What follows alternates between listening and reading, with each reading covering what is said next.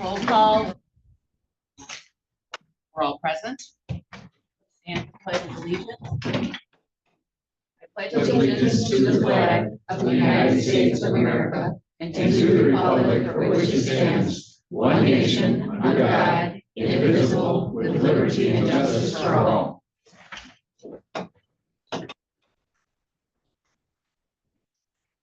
Approval of the agenda. We have one addition, and that's to add the approve the minutes from closed session 7:24.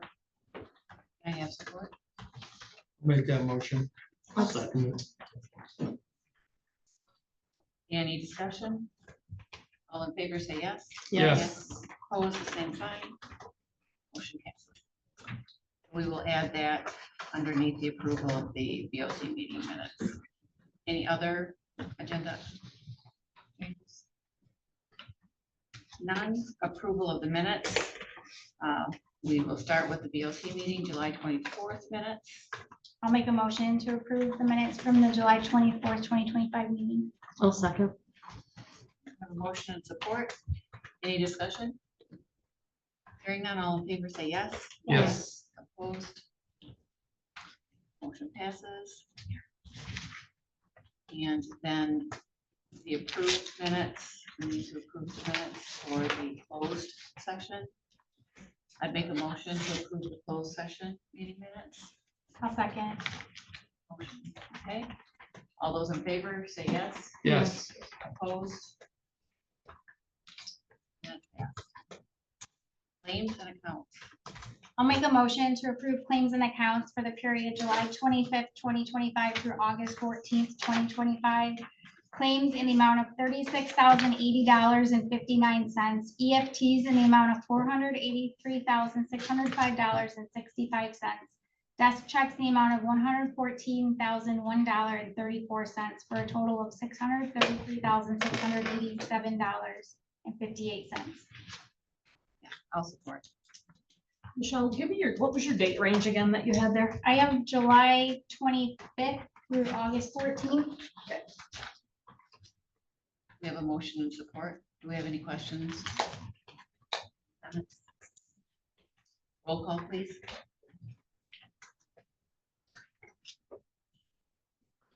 LaRose, Yes. Peltier, Yes. Hardee's, Yes. DeFront, Yes. Hamlin. Yes. Approved. Public comment, and it's on any topic, agenda or other.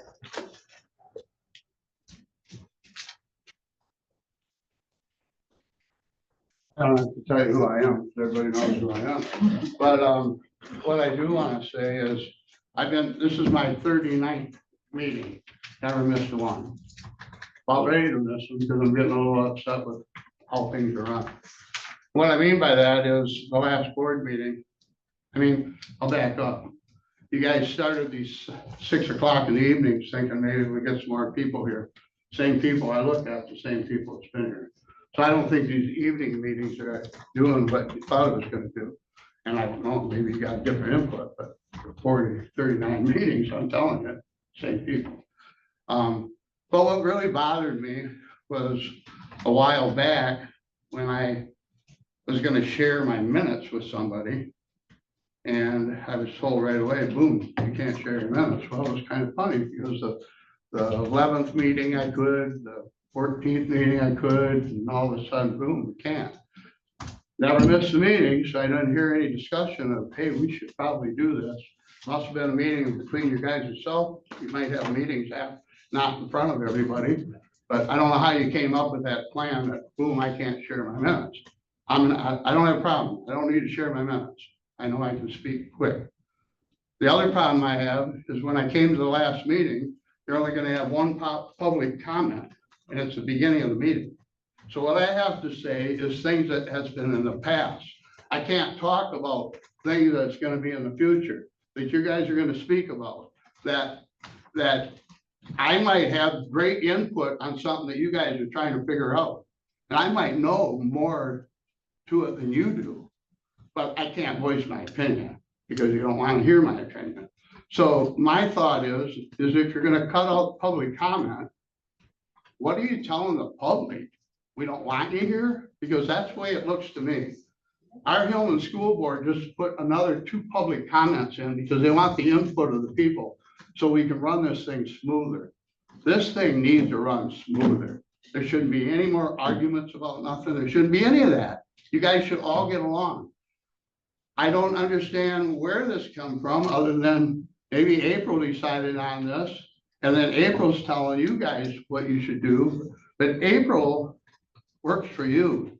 You don't work for April. So I don't know any other way to look at it than the way I've been looking at it. So please put some thought to this. Because like I told you once before, I missed a Little League game of my kids so I could be at this meeting. And the reason I'm at this meeting, I care.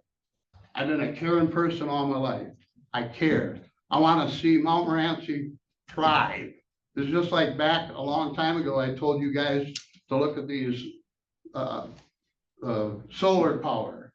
And you thought I was joking. And then later on, all of a sudden, ooh, there's an interest here. We got solar problems. Well, if you'd looked at it back when I told you that about it, we might have been able to stop a few of the solar problems. But solar's coming in and solar's going to get tougher.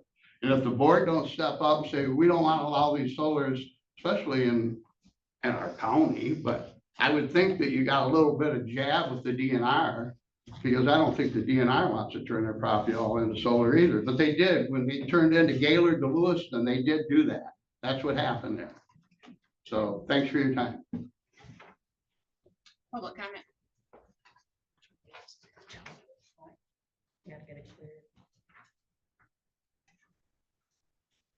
My name is Stacy Carroll. I'm a former county commissioner, and I am here to kind of reiterate what was just said by Mr. Morris. I'm asking that you, County Board of Commissioners, eliminate the control position. No one person should have that much control over the county's working. That is why there are 5 of you to make the decision, so that not one person is able to do that. It's your job as an elected official to do that. If you can't or won't do the job that you were elected to do, then you need to step down and let your constituents elect somebody that is willing to do the job that you can't or won't. I guarantee that the people in your district do not have a clue what their tax dollars are being spent on. But I'm going to make it my mission to inform the taxpayers of this county how wasteful this office is, the controllers. We do not need a controller. Do your duties as commissioners. Thank you. Public comment?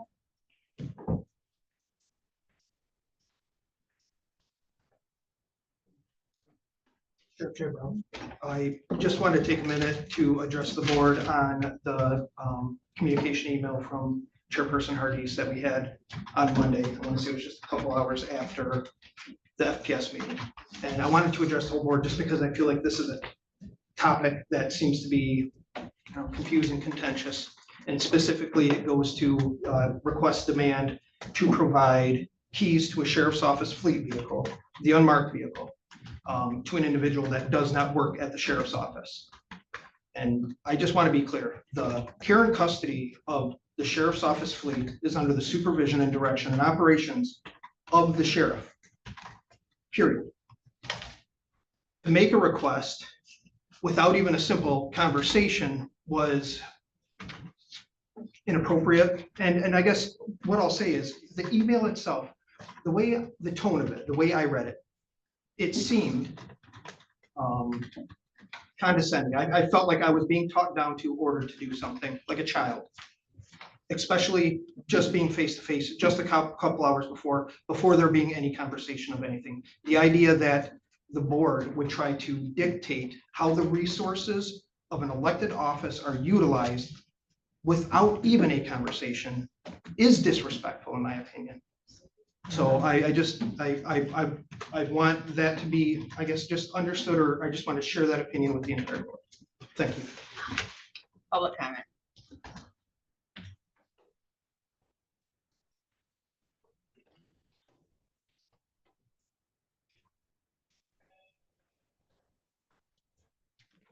Fine.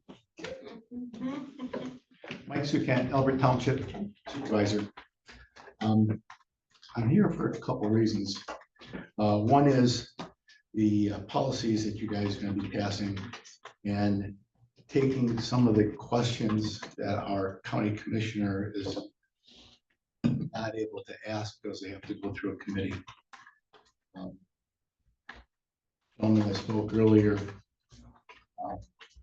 and hit the nail on the head. You guys are the elected officials. You represent the electorates. We all have our bosses. I'm an elected official. I have my bosses also. They're all the people that voted me into office. And I think that taking away the voice of our county commissioners to have to go through a committee that the comptroller has put in place, I question that. I question the violations of our ability to communicate with our elected officials and our elected officials to get the information and get back to us. I did a little more digging today because I was really bothered with this. And I kind of 1, 2, 3, 4, 5, 6 County Montmorency, 7 counties that I did research on. Presque has a 5-member board, a population as of 2024, 13,230. No administrator. Sheboygan County has a 7-member board, population in 2024, 25,964. No administrator. Oscoda County has a 5-member board, population as of 2024, 8,596. No administrator. Alpena County has an 8-member board plus an administrator. They have a population of 28,903. Oscoda County has a 9-member board, no administrator. Population of 2020 in 2024 was for 26,083. Crawford County, 7-member board. They do have an administrator. They have a population as of 2024, 13,599. And then we have Montmorency County, a 5-member board, an administrator, and a population as of 2024 of 9,828. I understand the bigger communities. I understand the communities that have more infrastructure that needs to be administered to. I don't understand it here in Montmorency County. Thank you.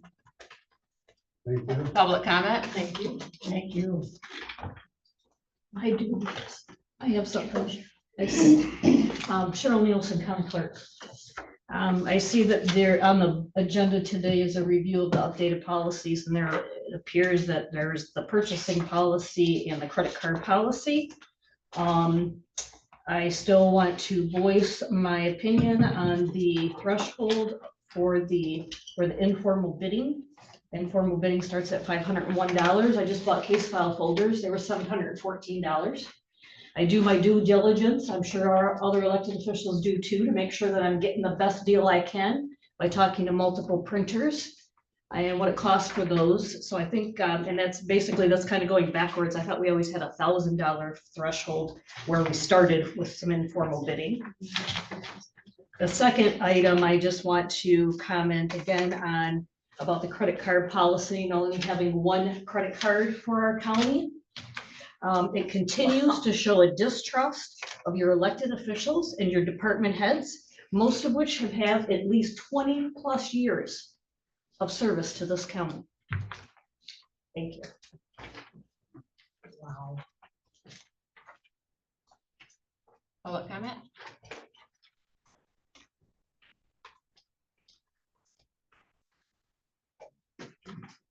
A quick note that I saw on the agenda, the purchasing policy, and again, we've asked multiple times for copies of the board packet, we don't get it, so I had to reach out to a commissioner to get it.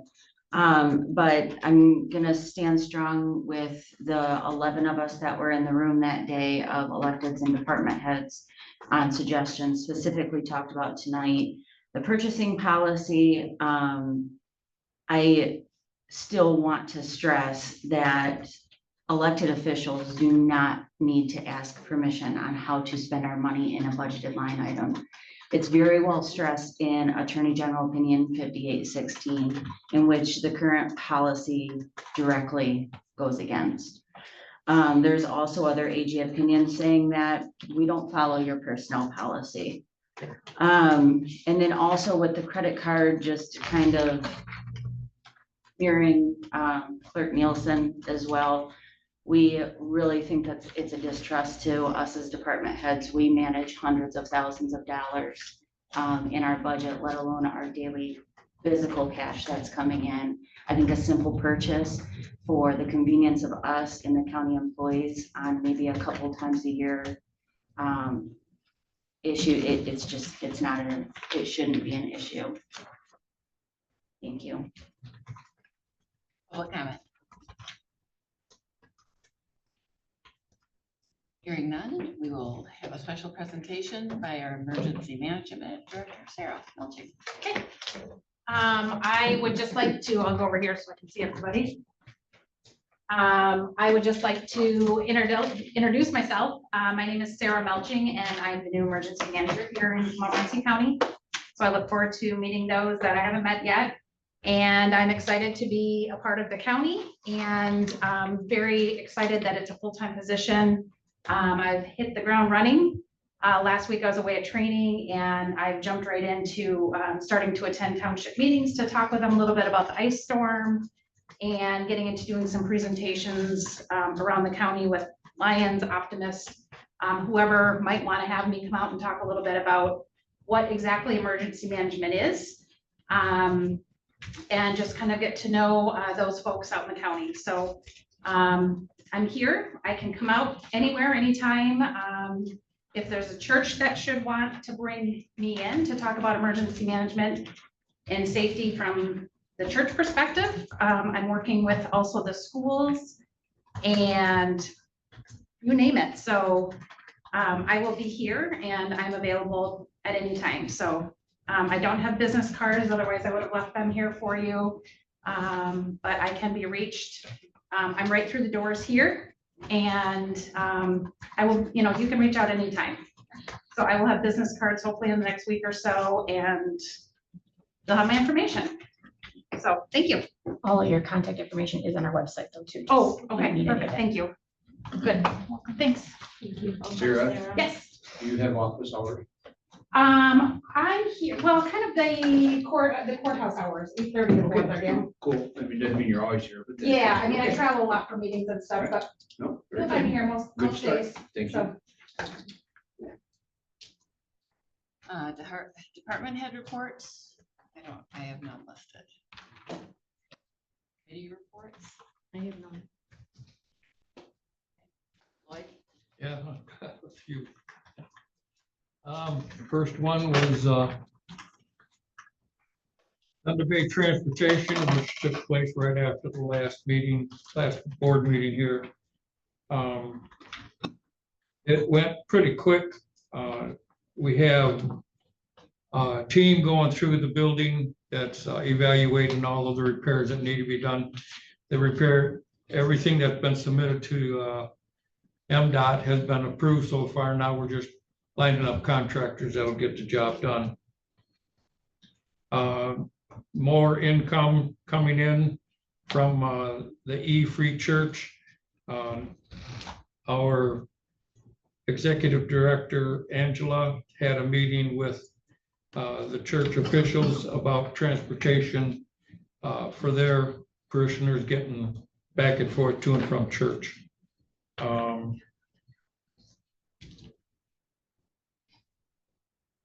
What else? We have Thunder Bay Transportation's got a new logo that they're They actually fielded 3 different ones, and we're gonna choose one next month. And we're gonna have a new sign posted out front.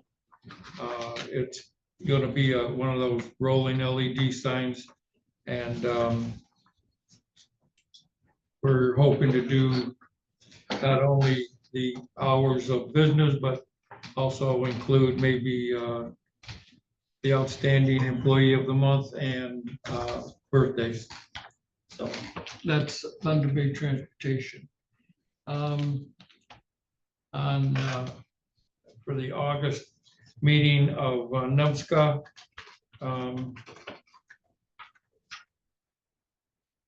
we had, that was a great meeting. The early childhood services. This year marks the milestone for Head Start, 60 years providing comprehensive early childhood education, health, nutrition, family support services to children and families across this country. Since its founding in 1965, Head Start has reached over 37 million children in this country, and it's helped them to succeed in school and in life. I thought that was outstanding. We have a BOSS program, BOSS, Bridges of Self-Sufficiency. Some of the items that were brought forward at this meeting, we have one individual who is starting a business with baked goods. She's working at the farmer's market. Her first weekend there, she sold out. BOSS participant is enrolled in a pharmaceutical technician program. That's a success story that's in the making. BOSS family completed their emotional resiliency course, helping families that need help in that area. A BOSS family completed their financial literacy course. This helps people get everything lined up to purchase a home. And it's kind of traumatic if you don't have help, you don't understand step by step. So this program is helping them get through that and successfully purchase a home. BOSS family is now caught up on all their bills. BOSS participant has an interview with AACU, and Mandy, one of our participants, is a BOSS graduate with honors and Michigan's Community Action 2024 Clients of the Year Legislative Day at the Capitol, and she's sharing her powerful journey overcoming homelessness, reuniting with her children, achieving home ownership, returning to school to study law, and finding hope in advocating the BOSS program. So that was real impressive. And then financial empowerment. We have in the month of July, the staff completed 6 rental counseling appointments. The staff has also had 7 participants using eHome in America. 4 of the participants have already met with staff to complete pre-purchasing counseling and to make sure that they were comfortable moving forward with buying a home. And Family Self-Sufficiency Program currently has 20 participants. The recently reopened HCV waiting list has begun to house individuals, and we expect to see clients count increasing due to new people obtaining HCV. And our water program, we've helped out, paid out $11,610. Plumbing bills, we paid out $6,000, and we have helped 22 homes. Our weatherization program. Weatherization is proud to announce that they've completed 105 homes and provided $2.5 million in direct assistance at no cost to their clients during the period of 7/1/24 through 6/30/25. I thought that was outstanding. And then today we had, that's the one where to do it. Today we had mental health. Monday was our advisory board. However, because of the inclement weather, and it was pretty severe in Alpena, we did not end up with a forum. So we couldn't get anything that had to be voted on, we couldn't vote on it. But we did hold the meeting, and it ties into our regular mental health board. On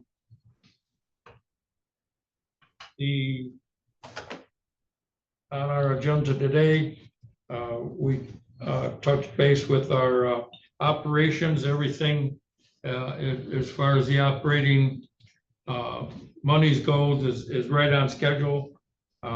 Some things that we were dipped into a little bit too much last month, everything is caught up now and we're in great shape. The executive director's evaluation is in.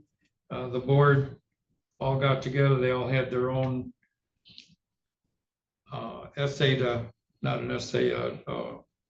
evaluation to fill out, turn in. The executive director did really came through with flying colors.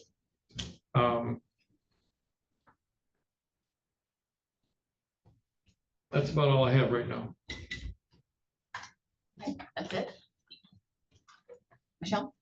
I attended the FPS meeting, which I know there's the items we discussed are under the controller's report.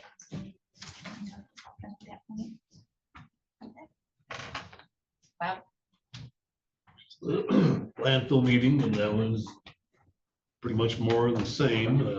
Lagoon levels are good and taking in approximately the same tonnage. I think it was down a little bit this time around, but one interesting thing that happened there just recently, they're having a new test well drilled and they ran into rock, so we had to take bids for a sonic well drilling company to get through the rock. But somebody attached themselves to the email pretending to be the well drilling company, and there's a couple letters were changing the email address, saying they wanted half the money down and had banking information included in that email. And the Connie, the administrator, said, no, that's never happened before, and questioned it. And luckily, she knew something was off and oh no, that had nothing to do with somebody trying to scam us, the county or the landfill out of quite a few $1,000s for the price of the well to be drilled. Got to watch everything you get into this. Yeah, that's cybersecurity. Is that it? Yeah. Okay, and I had the FPS meeting, and sitting through the FPS meeting and being here for 3 years, I'm gonna tell you that the controller has done more than her share of work, and she more than has paid for herself. Just looking back at budgets for the years preceding when I came in, I've been on the budget committee for the whole time I've been here, and we look at the previous to go forward. And I'm going to tell you that she is well worth it. We need a controller, and I'm going to tell you that I've got people that I sit with on other boards that have asked me how we got one and want to know and want one. So that's the alternative to that. I did not have anything other than FPS. I would say too, we would not have made it through our ice storm if it wasn't for a lot of help from April. Doing interviews, collecting information when we were going through the EM applications, interviews. She is very valuable. I don't think any of us understood exactly what all was entailed in the emergency manager's job. The emergency manager encompasses a lot of different areas and a lot of different people that you have to reach out and touch and make contact with. Kudos for winning the job. You have my blessing, but I'm glad you're here. I'm glad you're on board. Absolutely. Kudos to April for the job that she did in helping pull everything together, pull Thank you. everyone together. Yeah. And without her, I don't think our success story in this county would be what it is right now. I agree. If we're speaking freely about that public comment, I just want to say, I still strongly believe that a controller's office very quickly, within a few months, turned into no office to a 3-person office. And I cannot stress enough, looking at fiscal responsibility of evaluating that office to determine, does this need to be a 3-person office? And I know that's a difficult thing to look at, but it very quickly, it's like we don't have a controller, and then all of a sudden we have 3 people supporting that office. And the concern, I think our constituents deserve an evaluation to look at that office to determine if that is truly necessary to staff it with 3 people. This is fiscal responsibility, it's taxpayer dollars. And if there's a potential to use funds elsewhere, then I think that our constituents deserve for us as a county board to look at that instead of just putting something in place, even though it was bypassed board and letting it be. We still are responsible for making sure that we continue to be responsible with the taxpayer dollars. So I feel that that is still a step we should look at taking in the coming months. That controller board, they were already 3 employees. The difference was a part to a full. Yes, it was. No. Yes, because Dawn was already here. She was already working. April was already here as a part-time. And I'm not sure where Bill came in. Lori took his place. Lori took his place. Lori was Lori doing there. the payroll, accounts payable stuff in clerk's office, and she moved up. So, and when she left, he took her position. Yes. Okay. This is, I think that there is some misrepresentation of that process, I guess, is how I feel. It's not a conversation for today, but if we're all bringing up things relevant to the controller's office, that's something that I think is important. We agree. Controller's report. Okay, so we have debris sites. I have a company that's working with DNR is going to look at our site tomorrow to see what it would cost for us to chip that site. He'll give me an estimate. I talked to another company that said that they said it would approximately take 5 days to mulch what's there, and that's about a $12,000 estimate. So we originally had capped at $5,000. Obviously, that's not going to work. We haven't found anybody that can actually do the whole process without exceeding the $5,000. We've contacted a bunch of different contractors in the area, and nobody really wants to take on the job, or they don't have the equipment to process it. The other quote we had was almost $45,000. So, this one's a lot more reasonable. I'm hopeful that the other quote is right in line with it too, but our original motion was 5,000. And if you want me to get this chipped here in the next couple of weeks, if we could have a motion to increase that. This is FEMA reimbursable. Is there an urgency to getting it chipped? Do we still need, is it clear in the permit that it has to be gone by a certain date? September 12th is the permit. That's where that ends unless there's some kind of extension. I talked to other counties and they've all closed and chipped theirs. So we kind of need to get it chipped and moved on. Also, with the program manager from FEMA coming next week to meet with me, he was asking questions today about our timeline of having that chipped, because in order to get reimbursed quicker, if the work's completed, better chances of getting our money quicker. Is there any concern that it would not be reimbursable? So there's no drop dead date, and it must be done by this date, and for the funding goes away. I won't know more of that until Thursday when I meet with him, but he said, he asked me the timeline, and he said, will you have it done by next month? And I said that was the goal. So that was the conversation.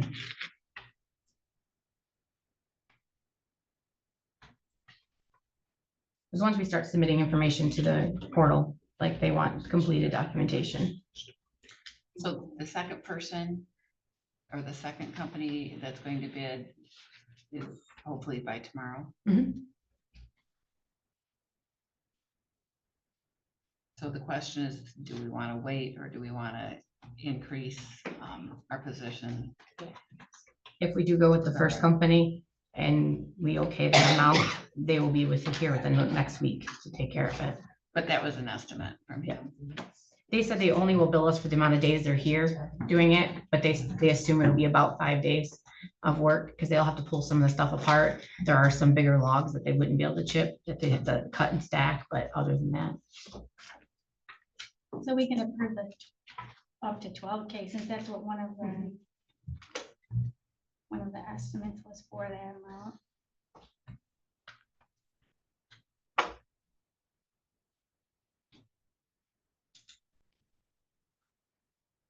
Sure. Waiting on a motion. Do we want to increase it or do we want to wait for the second bid, look at it? You have a bid for Next meeting. 12,000, why increase it? No, our original. There's motion- another person. We got one coming putting in a bid tomorrow. We previously authorized up to 5,000. 5,000.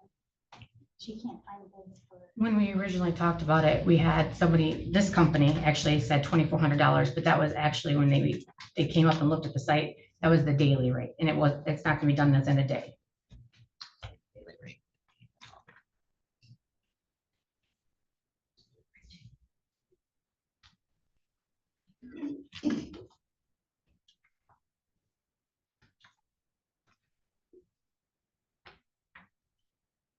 So if we go by 12. Well, I don't know. We'll know more tomorrow though, right? We should know tomorrow. I'm fine waiting for the other He's estimate. gonna view it tomorrow and hopefully we'll have a bid. It's been in a couple days, so I'd hoped he'll have it to me tomorrow. He said he had a meeting in Lewiston, so he was gonna come over this way afterwards, and he's the one that's gonna look at it tomorrow is the one that's handling all of Otsego County's sites. I think I'm fine right now waiting at 12. Yeah, we should be able to do the 12, then if we need an increase. Well, we would need to increase it. We only have her at a 5,000. We kept it at 5,000 now. That's what she's asking. So if we do what we wanted, Or wait. Yeah, we can increase. Or authorize 12. if that's what Authorize they'll up to do it 12. for.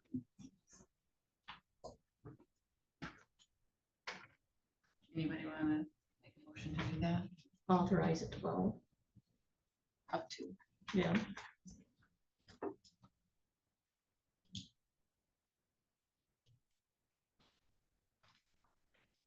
Can work between 12. I'm comfortable with upping it to 12.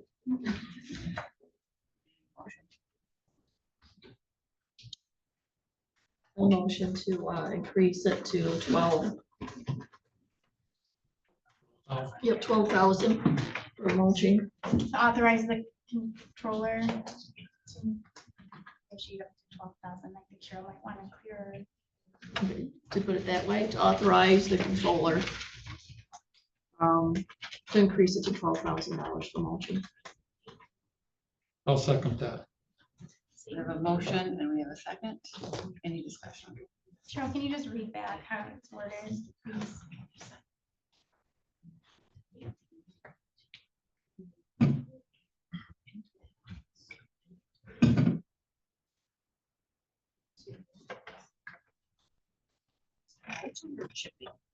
Doing mulching.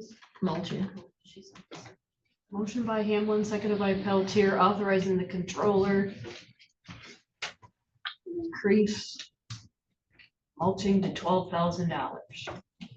Mulching estimate to 12,000. Mulching estimate to 12,000? Yeah. That's right. An Not estimate, to it says exceed. not to exceed 12, yeah, not to Our exceed original one 12,000. was 5,000.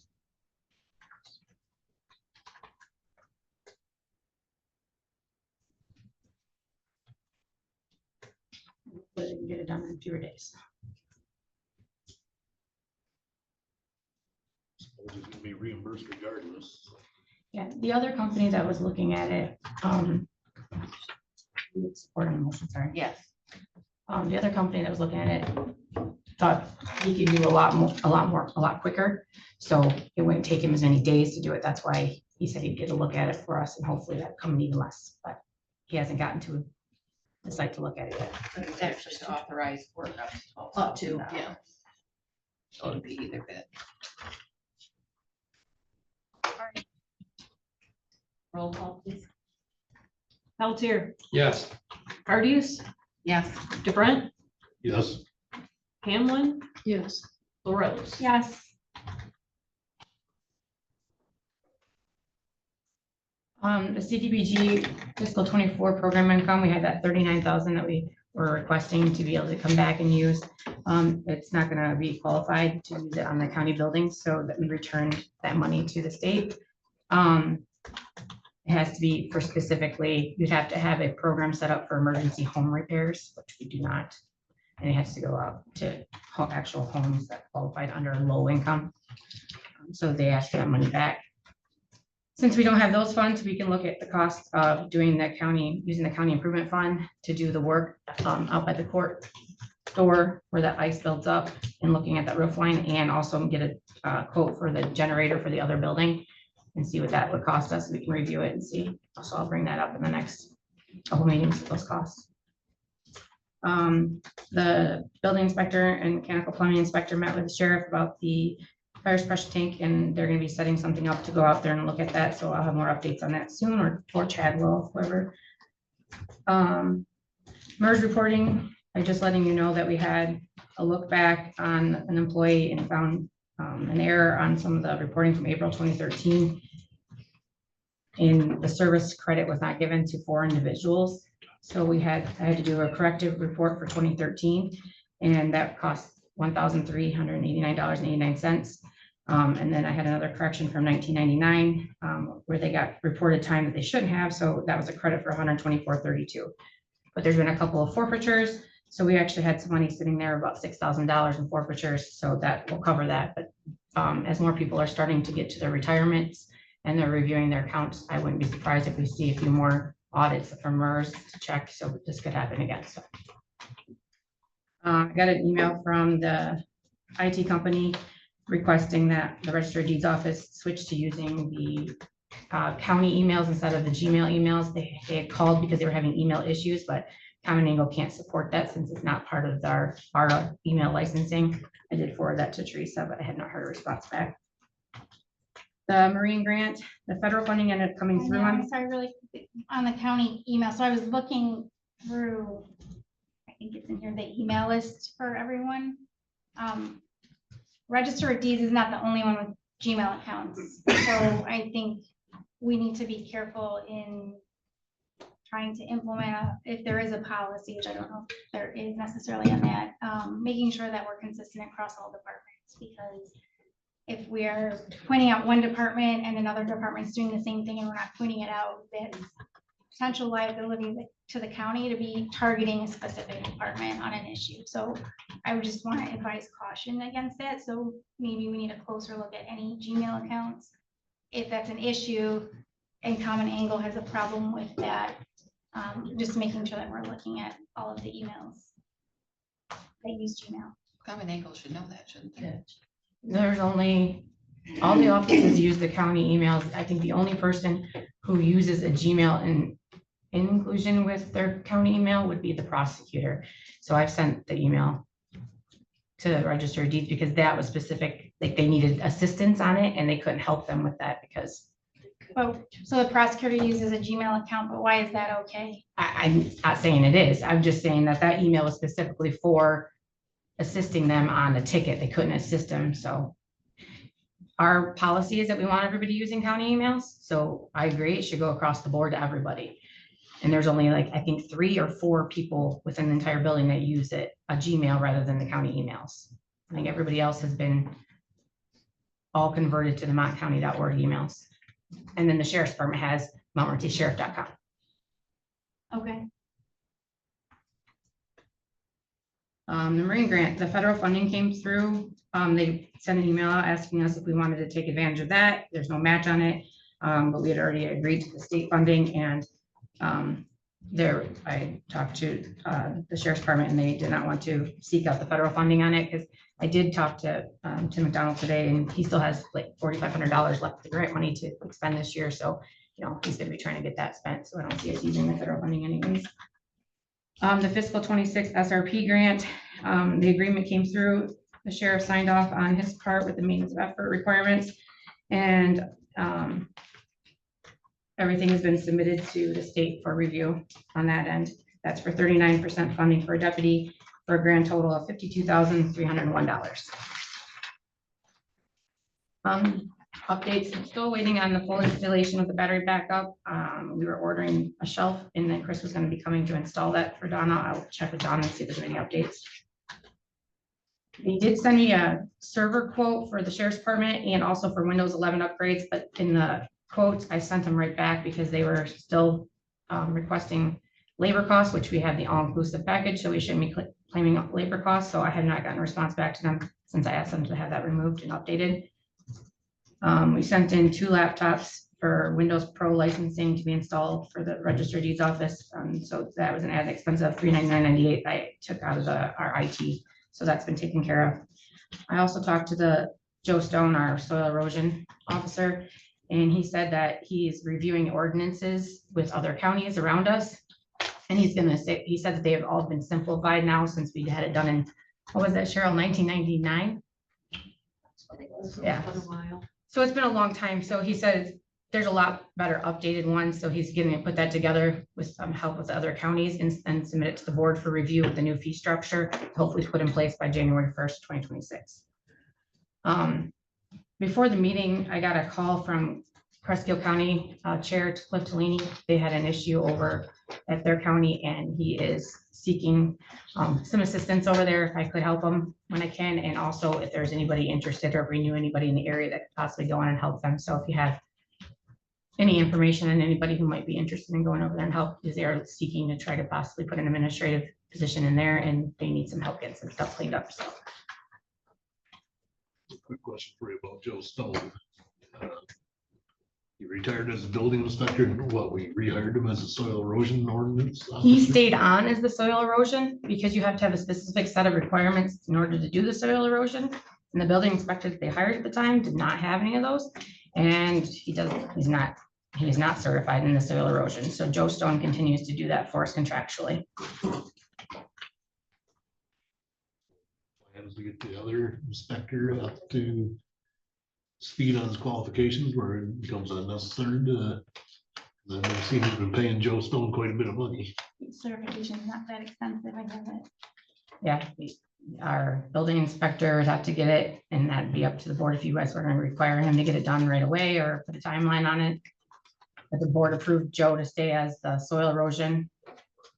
And he does also back up inspections. Job description for the building inspector? Not necessarily, they can be separate depending on the county and it's up to the board. I don't know what you want him to do, if you want him to have it or not to have it. Well, he's a contractor, is he not? Mhm. Contractor, yeah.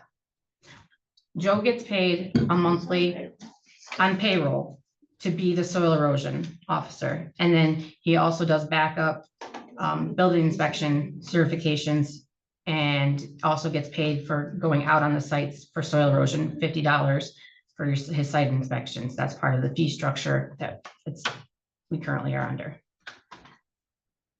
Do we have a contract with him or he's in just the staff? He's considered a part-time. Yeah. I would think that if we're paying the building inspector a salary to do the job, I would think we should require him to have the certifications necessary.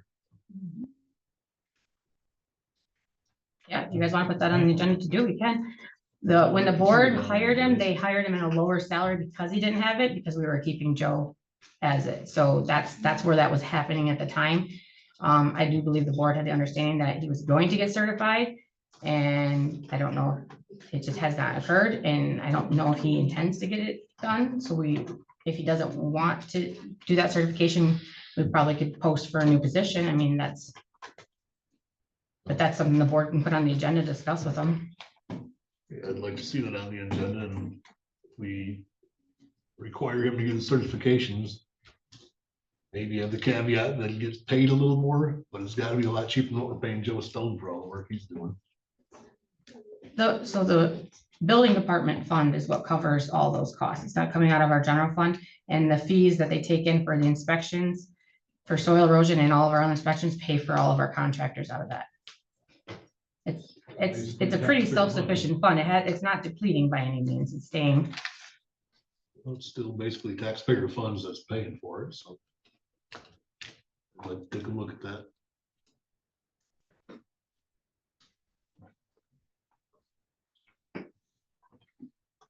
That's it for my report. The FEMA public assistance. So I have put in our request for the county to get the grant funding from FEMA for public assistance. That request is due by the 21st. I've also assisted Tri-Township Fire Department in getting their grant portal set up so that they can do their requests, so they can submit their own stuff. And then the road commission, Todd's gonna come in next week. He's got the grant portal, but he's gonna ask, Sarah and I are gonna help him next week in getting some stuff submitted. And then you're required to do a survey after you do the request to kind of give a baseline of where you're at with your work. And then they assign a project delivery manager that is assigned to your county, and he makes contact with you, and then he'll set an on-site meeting, and he'll start going through all of our paperwork and then do site inspections and everything. So I talked to him today, and he'll be here next Thursday, and we'll start going through all of our documentation. Can you please share with us the request that was made at FEMA, or is it all like an online thing? It's all online. So we just have to Is there a submit printout that, of it or something? huh? Is there some sort of printout or like, I'd like to see. It's literally like two buttons saying, is your project more than 4,000 or under $1,062,000? And you have to hit yes or no. And then you have to put in the county's name and what category it fell under for FEMA. So it's literally like 4 steps. I have Maybe I can rephrase the question then. Can you provide a breakdown of everything being requested through FEMA? Like, I have no idea where we're at with, it'd be nice just to see like I don't know, a list, bullet, spreadsheet, something of this is everything that we're asking for. I haven't done that yet. That's what we're working on Thursday when he comes. The program delivery manager will come, start going through all of our stuff, and we'll start submitting it there. That's all. Nothing has been submitted as a documentation, just the request that we would like to look at getting the grant funding. So you don't give him numbers, you sit down and go through that with him. So when FEMA was here a while ago and they did their preliminary, they put estimates to them. So that's what they go off, is the estimates that FEMA did when they came around to all the counties. But now that he'll come here and we'll actually do the actuals and put actual invoices in there and submit everything. Okay, I mean, do you have those all pulled aside? Like, do you have an idea what you might be asking for? Yeah, we have, so this, we have a box and a flash drive that has every document that we had and all the costs and everything associated to the storm all set aside that FEMA and I worked on when they were here a long time ago.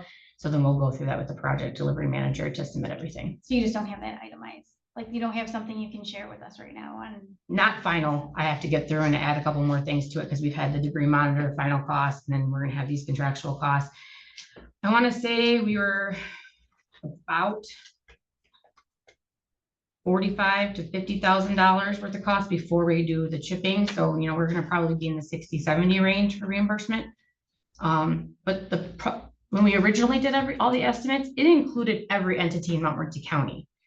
So it wasn't just specifically for us. We had all of our fire departments turn in their 214s. We had the road commission turn in their estimates for road clearing. So it was all grouped together into different categories. So I do have costs per category, but that included the entire county, not just specific to ours.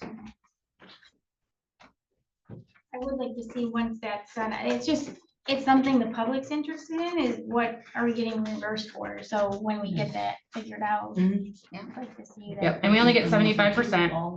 So 75% is what we'll get back reimbursed from the grant, and then we have to contribute 25% of it. But that 25% can be donated resources or volunteer hours. So anytime, anything that we did donated wise can go towards that 25% match to cover it. So we do believe with all the resources that we had donated to us from, what was the name of that company, that big. Wyland with Yeah. Wyland. Wyland, yeah. Yeah, between just that alone will help us reach our match almost, and then volunteer hours Because also. that was what, around 40? 14 or something, 14 or 15 thousand Yeah, it dollars. was more than that. It's It quite. was a lot. Yeah. Then Michelle, we can add in a 5% administrative fee too for all the work that April has been doing on this since the inception, so it's another cost that goes That back in. adds to it.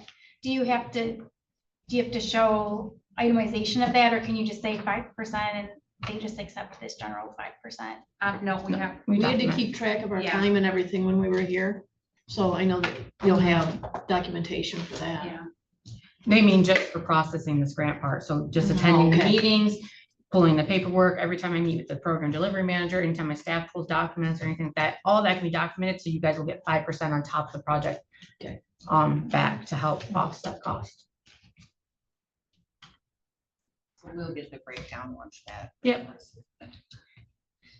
I have a spreadsheet started with the cost that we had, and I'm pulling out everything that's just county related, and I'm gonna add in and use the extras that occurred, like the water pallets we just paid for, the final debris, costs, all that stuff. So and you guys have a copy of that spreadsheet when I originally did it, so I'll just send an updated one as soon as I have that completed.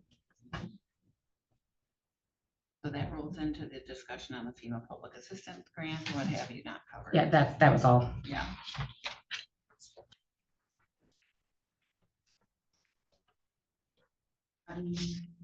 Unfinished business.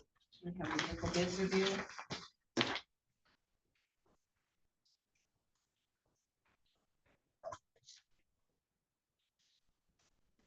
You can have bring this down.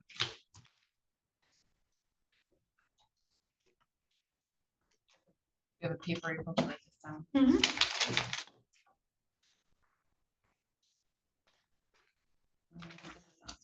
Excuse me, this is on the Crown Vic. $699.99. What's the name? Yeah, from who? Robert Gibson.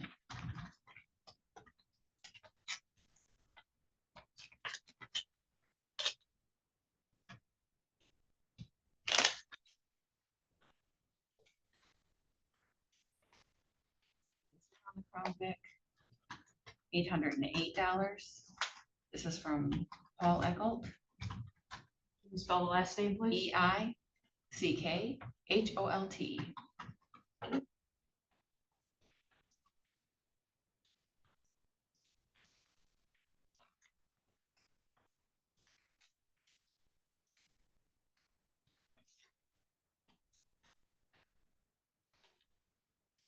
This is for $676. Which vehicle is this? And this is still the Crown Vic, and this says Paul Echolt as well. How much? 6 what? $676. And We did the he same must one. have just sent a second one Mhm. and upped his bid, is what my guess is, because it's the same address and everything.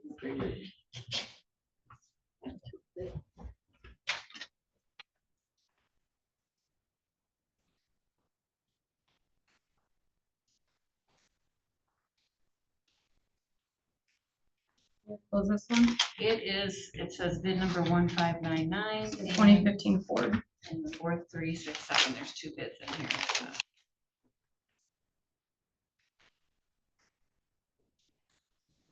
Larry Carr, bid 1599 for 2,125.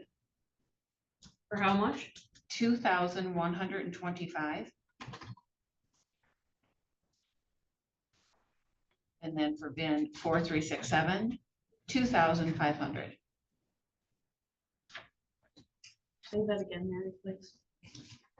For bin 400, sorry, for bin 4367, 2,500. And that's Larry Carr.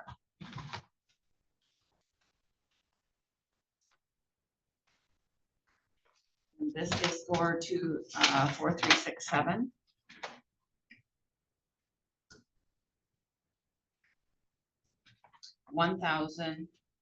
$1,011.12.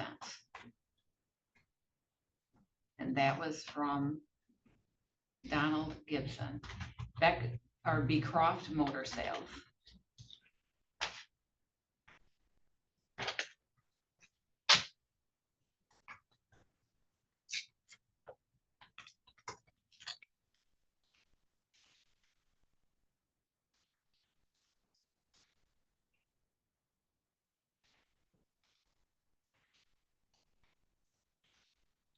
For bin 4367, $2,251. And that is from that Paul Echolt, Eickhlt.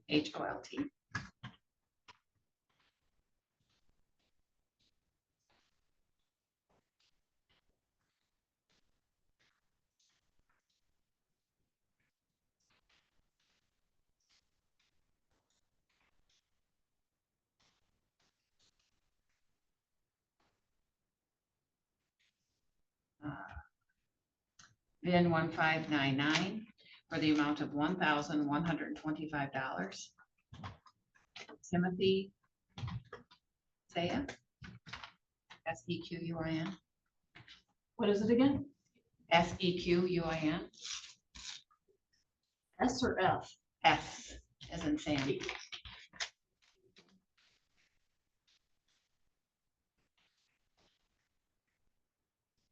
This is for bin number 1599. $2,626. And that's Paul Echolt. That's it.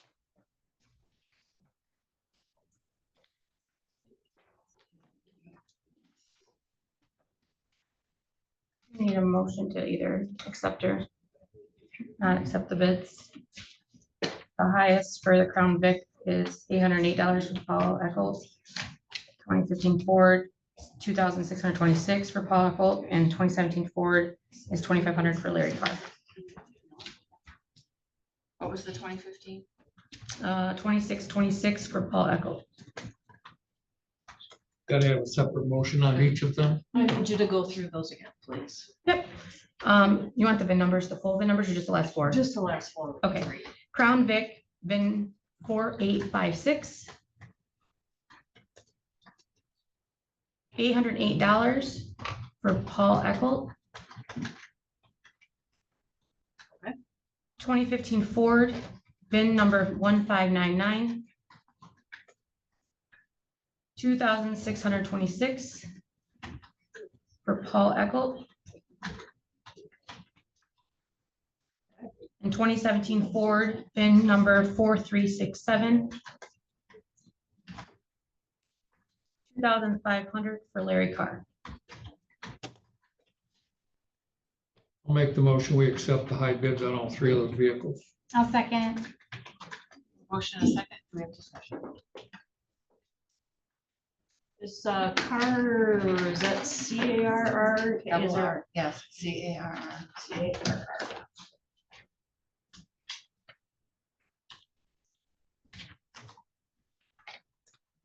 Roll call, please. Hardee's, Yes. Brent, Hamlin, Yes. LaRose, Yes. Pelletier. Yes. Motion passes. The vehicles with the high bidders.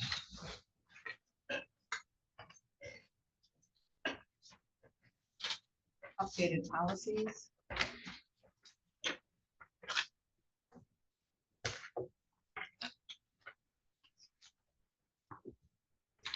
Continuation of the work that we have done in the Board of Commission on these policies, and we are looking at 3.1 purchasing and 3.3 credit card.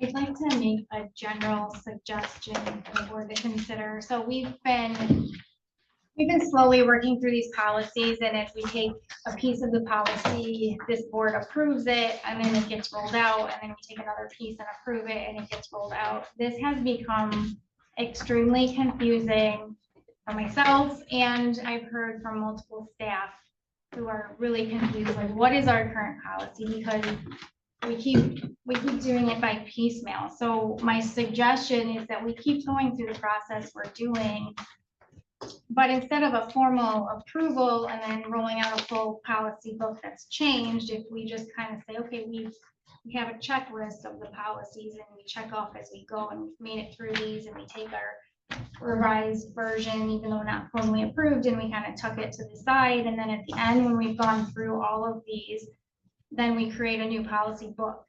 And this goes to the attorney reviews, and then we get comments, and then we revise and approve one at the very end. And then the other reason for that is just to avoid any potential issues. If we're sending it to the attorney for review anyway, it just seems like a potential liability if we put something in there that perhaps the attorney comes back and is like, well, you really can't do that, or it should be different. If we've already approved it, it kind of puts us out there for that. So, Well, the policy changes that we've done up to this point with because April has sent us out and we've highlighted the things that we've changed. Those, we're just moving those policies on for review at this point. The one that we did address was we did accept the board policy in July. Or the board rules, Mhm. The board rules. So that's, this is getting it ready for the review of the attorney. right, but I guess my proposal is, instead of us adopting these policies, we review it and make edits. And then we adopt one policy book in the end. It's just becoming very confusing on what is our current policy.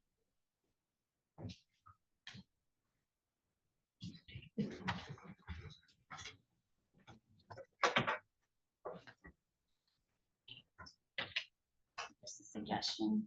Well, that is what we've been doing all along. I guess I'm not understanding. Well, your we discussion get- Because we've already, that's what, And these were that, approved. the one that we've done, the date I brought it in, I believe. This is what we've done, and April has sent us this with the highlights of what's being sent to the lawyer with the questions that we've already had. And this is the updated, what we're sending to the lawyer. But we haven't voted on any of this in its entirety. We're sending it to the lawyer and then they'll over.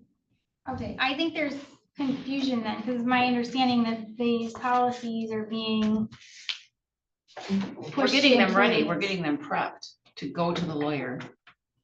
Okay, And this is I believe these are the last two we have to go through. I think, The last time I knew it was just these ones right here, and then that was all that we had to do that I know of.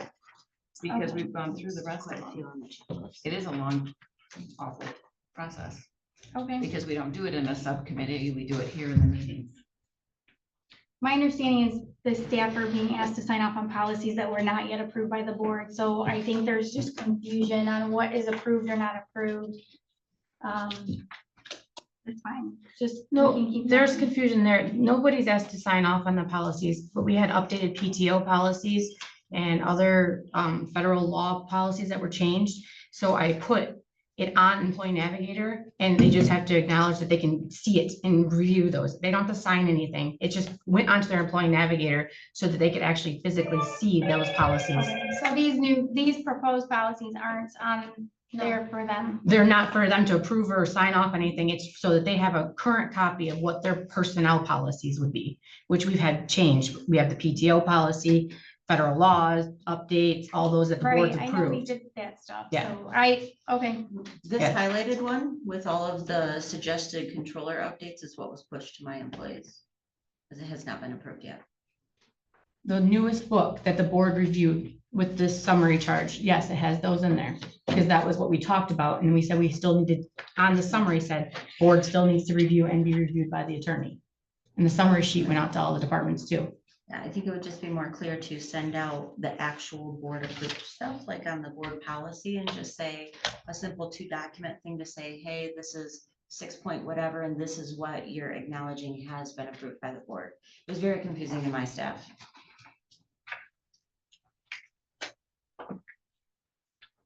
So we're looking at the purchasing policy.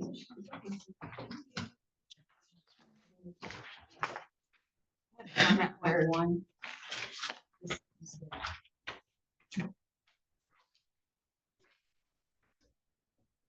Does anybody have any questions or concerns up here on 3.1? Before we take anything from the audience. I just do regarding, let's see. I just wanted to address, the clerk's concern that she made during public comment. I'm trying to find her. It was on page 4, informal bidding. That was my first comment.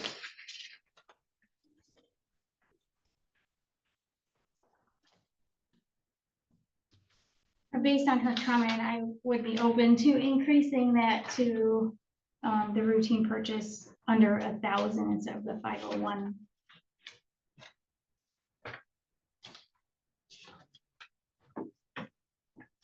So under routine purchase, items valued under 1,000 are considered routine purchases. Is that what you're, that's your suggestion? Okay.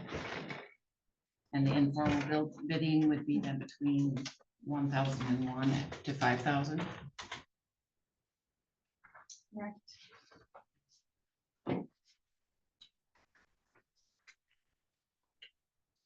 And then formal bidding from 5,001 to 10,000. Correct.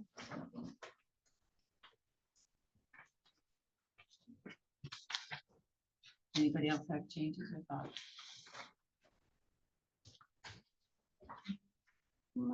I have another comment too regarding the AG opinion, because I did read that myself and it does state, again, I'm trying to find where that is in here, or if it's related in here, or maybe it doesn't, maybe it's not a concern in here, but, it does state,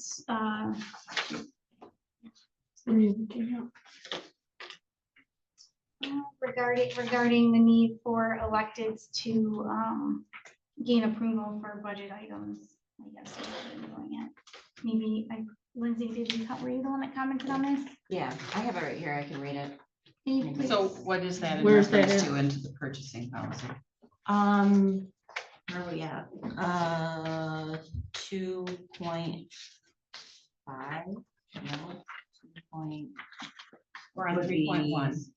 I know, but under that, under bidding, it goes to 1, 2, 3, 4, 5, and then it starts at 3. So it's actually on page 3, number 10, purchase order, I'm sorry, yes, purchase order numbers. It says a purchase order number will be provided after verification of the following: allowable expense, approved vendor, and budget balance available.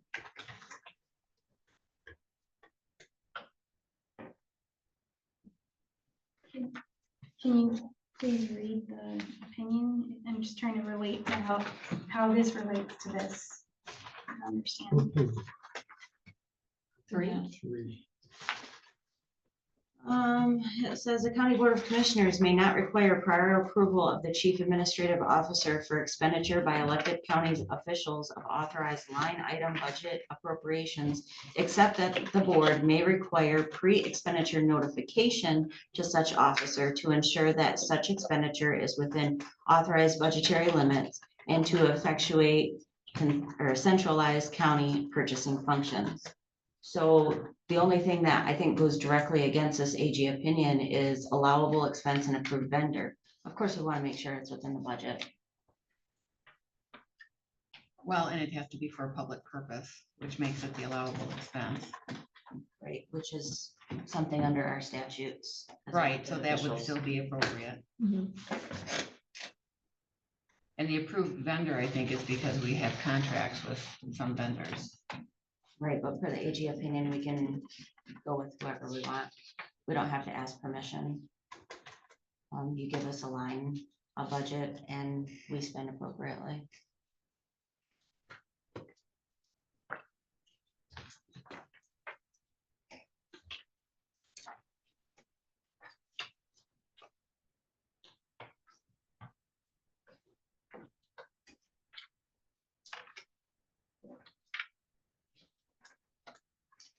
Well, under 46.13B, county controller or board of auditors, appointment by board of supervisors, compensation, tenure removal, controller as chief accounting officer, powers and duties includes The controller shall be the chief accounting officer of the county and shall have charge and supervision of the account and accounting of every office, officer, and department of the county, the whole or any part of the expense of which are borne the county. Correct. So But I it think also when we says, have, so I it is think apparent that no provision of 1968 and in particular sections authorize the County Board of Commissioners in adopting a general or non-mandated line item appropriation act to require elected county officials or other administrative officers of budgetary centers to seek permission of the chief administrative officer or fiscal officer of the county in expending designated line items within approved budget. This conclusion is applicable in instances where the county purchasing agent is designated by a board of commissioners as the chief financial officer. Pursuant to 1968, such requirement of seeking pre-expenditure permission would not only contravene the provisions of 1968 PA2, but would also violate the separation of powers doctrine embodied in Constitution 1963. It's very clear. we can have that reviewed by the, I would we just could suggest, review yeah. that, we could have that reviewed. I think that the by attorney will lawyer. see it, Yeah, but we can have that reviewed. And what process, okay, so we've had a request from Michelle Rose to change the routine purchase amount. From 501 to 1,000. And that was page 4. Did everybody get that change? Yeah. Are we in agreement? Did you say, do you agree with the change? yeah. No, I don't. Well, I think it should stay exactly where it is.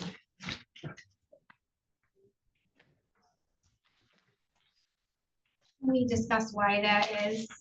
So the clerk gave an example where this makes it difficult for her to do her job, which is why I'm proposing just to try to streamline our policies for the elected. So it's providing the checks and balances needed without overly restricting the ability for them to do their job. So she gave us an example where this restricts her ability to do a simple task.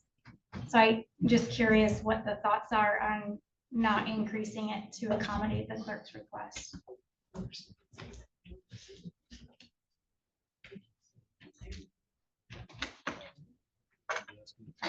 Why you're against it? I'm asking why. You're asking why? Yeah, All of this transpired before your time on the board. Okay, okay, this doesn't.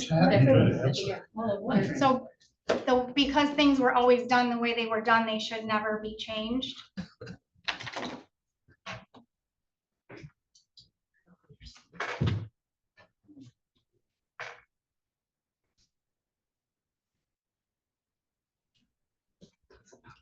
there were spending problems in this county. There were problems with credit cards, and the only way to get a handle on them with the previous board was to rewrite this policy. And it was brought down like that to get a handle on the misspending.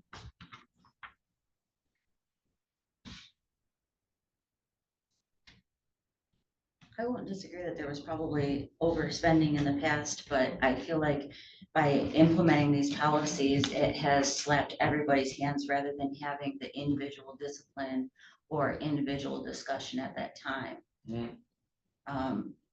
So you're saying if we just go willy-nilly and give everybody 20, 30, 50 I cards, understand. the problems from the past are never gonna happen again. We're not on Hey, cards yet. Listen, I understand what you're talking about, but what she's suggesting doesn't interfere with the spending. It's more about having bids done in order, like having to get 3 bids for something. Now things cost a fortune. You can't always necessarily get 3 bids for something under $1,000. So I can understand moving it up to 1,001. And I do believe when we did these policies, we changed the purchase order from $500 to 1,000, but we didn't change that part. I don't think the board ever acknowledged that part changed. So, I mean, I can see It was just an oversight. it was just an oversight where I think that happened because the purchase order matches up with that $1,000 mark. So I do think that was actually just an error and it should have been updated by the board when they changed that $1,000 purchase order threshold.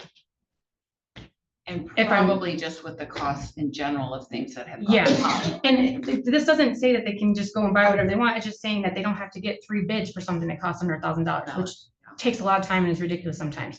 Especially when most of our purchases are done through one purchasing through the Staples or whatever, and Dawn can usually get you a really good discount on Staples things. And, you know, we have specific vendors that we use that are usually pretty good about getting costs down. So I don't see it being an issue. I do think it was just an oversight when we changed that $1,000 threshold. We didn't change that part.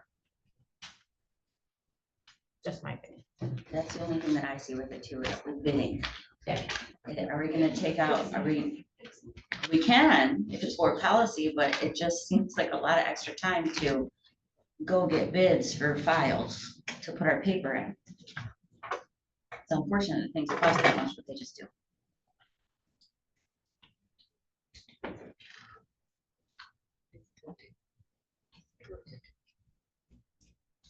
If it goes bidding, does it have Well, to we be just, I just want us to agree that we'll move it on to the board, but I would like us to solidify the numbers if we could, so that at least the number for our is okay. I'm okay with the change. We don't need to take, From 500 to We don't- 1,000. yeah, we don't need I'm to fine take with it, we that. don't need to make a motion, we just need to agree on this. We're not changing it today, we're just sending this on. I'm fine with Yeah, we're just sending this on to the lawyer for the review anyway. And with that, and have him review that purchase order number review, make sure that we're in compliance.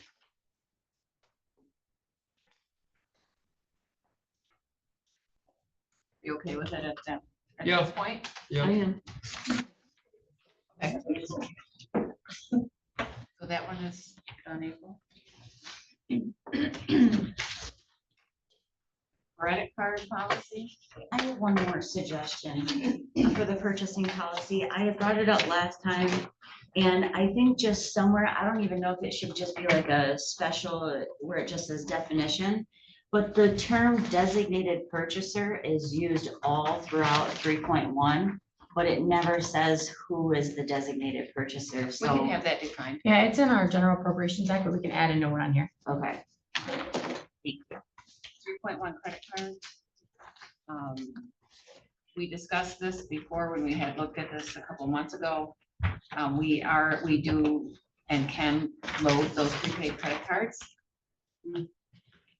Don't work in emergency. We don't have one. situations. We don't have one and I haven't opened one. No, we have them with the, I talked to Rapid Funds, we do the restitution and bonds cards. And I asked them, since those are preload cards, we can load the amount that we need onto them and assign them to somebody. He said that a lot of counties will use that for departments. So like if you're going into a hotel, and you need a card to reserve a room, you can set the amount that it's gonna cost for the room and and you can put that amount exactly on that card and give it to that person to travel with. They can actually have a physical card at the hotel and then get the receipt and return it with the card, and then you'll have all the tracking. So we can use the Rapid Fund system to do something like that if we chose to. But don't work in emergency situations. Ice storm. I was sitting right here when they were trying to buy water and they didn't have a credit card available. Luckily, Freddie's allowed us to put it on credit, but that's not Credit always cards the weren't case. There working could be- anyways because we didn't have power. Yeah. We had talked previously about assigning credit cards to departments and with, I think you had thrown out an example limit, like if you put a limit on them or some sort of thing. And then the proposed policy by, I know Lindsay presented it to us, I know you didn't write it, but it was a. No, it's from Livingston County. Example. That's where I So, got it from, honestly. This Yeah. proposed policy, it has the checks and balances, like if you are abusing the privilege, you lose the card, basically, in a nutshell. Or if you don't Which- turn in a receipt. You don't turn in a or receipt, right, you have to turn in receipts, it has to be allowable expenses and all these things. You And have to sign an authorization form saying that you understand all of these things. And then there are repercussions for somebody who doesn't, Yes, long-term repercussions, right? if not completely revoked. We'll be fine with all the rules and regulations and repercussions of misusing a credit card. That's pretty much, everybody knows it. Right. Well, yeah, I mean, I can only speak for my office, but if it's bad, they've just lost their job too. I mean, I think all of us as department heads or elected officials would take this very, very seriously. It's just like handing one of our employees the county checkbook, not to that extent, of course, there's a limit to it. But I want you to know that, of course, again, only speaking for my office, but I would not have my girls go down to the store and grab tissue. Okay, this would be something like, we need to make a purchase rather than one of the departments coming down, or if for some reason we can't get a rapid financial card, they can take it down for their hotel reservations. Other than that, we plan to have the credit cards sitting in our vault very safe. Limited amount that you can. Especially around So conference you can't do time. any serious damage to the county if you do misuse it. Some of these conferences now are giving discounts or requiring that you put a down payment or that you only do it on credit card, which, I mean, that's just today's world. That's how things are going. But all of these offices are coming down to my office to sit at my computer and use it. Why? This is a department head that should have control of a card. And it's all because the policy says that the card shall not leave my office. It's just a little bit like too controlling. But I don't think it should be willy-nilly. I think that the purchases should be made to a very minimum. We should still go through the purchasing agent of Staples for stuff like that. It would just be these random things, or the sheriff's department when they are out somewhere, or I don't know. And I think that we did discuss at the last time that we talked about these credit cards, that we all agree that this really is an accounts payable function, and that the controller's office should be handling this rather than my office. However, looking at the uniform, not uniform chart of accounts, but the budgeting act, it does say that that is totally fine. But if she has the security, her office has the security and is administering it, then my office for checks and balances should be doing the reconciliation. So we are also suggesting that with this policy. I agree with that. Checks and balances are critical across this county, so that was actually one of my questions with the proposed policy, is that the controller's office holds the only card that we have as it's proposed in that policy, and then also reviews all charges, pays the invoice. There just needs to be checks and balances, I think, across the. Well, and just, I don't know if the whole board is aware, but how we run it right now is the card's in my office and then she does the reconciliation for it. So right now we are doing good checks and balances. Flop So that it would process. literally just be a flop. And we have I a don't- shared drive between us, so we always know, like, we can go in at any Yeah. time and say, hey, what cards? Yeah, it's just backwards right now. It really is in my eyes. So what's wrong with that process? Nothing, what we would do is swap it, we can swap it, where, we have the Her card. office is accounts payable, It's and right not- now my office So is you doing want her that. to have the card, you want to do the reconciliation? Card or cards, I'm presuming. That's not how it's Something cards. proposed though, I think, right? Or am I misunderstanding? No, it is. I don't know Not about the in- reconciliation part of it though. Not in the one don't that think you provided, reconciliation is in Lindsay. here. I'm talking about the one. The one we're providing is choose, the controller's office does everything. Where would that reconciliation be, Cheryl or April? That's what I'm looking through right now. Just a second. I don't think it's in here, is it? I thought it was when April did all of it. I think it's Last time on I thought it was part, isn't it? Page 7, the very last paragraph. It says the controller reviews and approves all credit card billings, and then So we could just add a line that we can say that the credit card bill, because they get the monthly credit card bill. Mhm. So that's the whole point. They get it every month. It gets emailed to them and they send it to us. And it, So she would have that opportunity to review with our tracking to make sure the card charges on the credit card statement match the log and then send it up to us to be Yeah. paid. Okay, so then what? That's just how would the be account changed? payable process works right now. The only thing is changing would be the placement of the cards. Okay, so where would that would be changing in here? Is that the highlighted area? I didn't put anything. No, there's nothing in there about There it. is anything Oh, in there. oh, Yeah, then but why it- don't- can we We can Yeah. add that line, Yeah. credit card statement will be reconciled. Monthly reconciliation to be done by treasurer. There we go. And I put a note at the top of this about the prepaid cards, because if we had, like, if we say we set aside 2 of those prepaid cards to be used for these purchases, if somebody comes down and they need to go make a reservation or need to pay their online dues or something like that, it happens all the time. We could just load the card and hand it to them, and they could take it to their office and they could return the card with the receipt. That could help simplify some of that, because we only ever had 2 credit cards before. It was one at the sheriff's department had a credit card, and the board commissioner office had a credit card. And then we just went down to one. Use the prepaid. So we could use the prepaid to help with people having to go and do those kinds of So let purchases. me ask you this, if you give someone a prepaid credit card and say you preload it for $500 and someone does a charge of $350 and there's a balance still on there, is there some sort of balance sheet just for that card specific? Yeah, the Rapid Funds has a report of what the balances are and what the Okay. cards are. Well, because I'm wondering, and really, we're There's a all, fee associated with every single card that you load and the dollar amount. Oh. And there's a, And some of the cards expire. oh, What is the fee? it's a flat rate. So once we load that card, it's a 79, whatever the postage is for jury cards. And then for the bond and restitution cards, it's $1.49, I believe, a card. So once we load that card and have it set, that fee's paid for that, So it's $2, $2.50. less than $2. the biggest push, I mean, like I said, this all came, this really doesn't affect my office that much. We don't do very many purchases or need to on a credit card.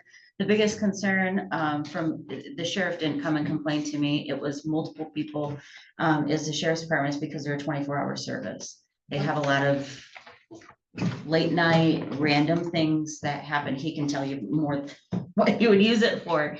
But whether it's an additional credit card for the sheriff's office, or an additional card for each office, I think that the county needs to have more than one. Can I ask Sarah, I don't mean to put you on the spot, but as an emergency manager, would you benefit from having? Yeah, so I've always had a credit card with Prescott County. They have a, I don't know, a handful of credit cards that stay in the clerk's office. The sheriff's department, emergency management, we both had one. Because that allowed us 24/7 to be able to do, you know, if we need to get food or if there's some large scale event, we can get the resources that we need, you know, within the budgeted. The budget, yeah. Right. So, yeah, I don't know how the sheriff's department or emergency management would do it any other way. I guess I don't know how that would work, but.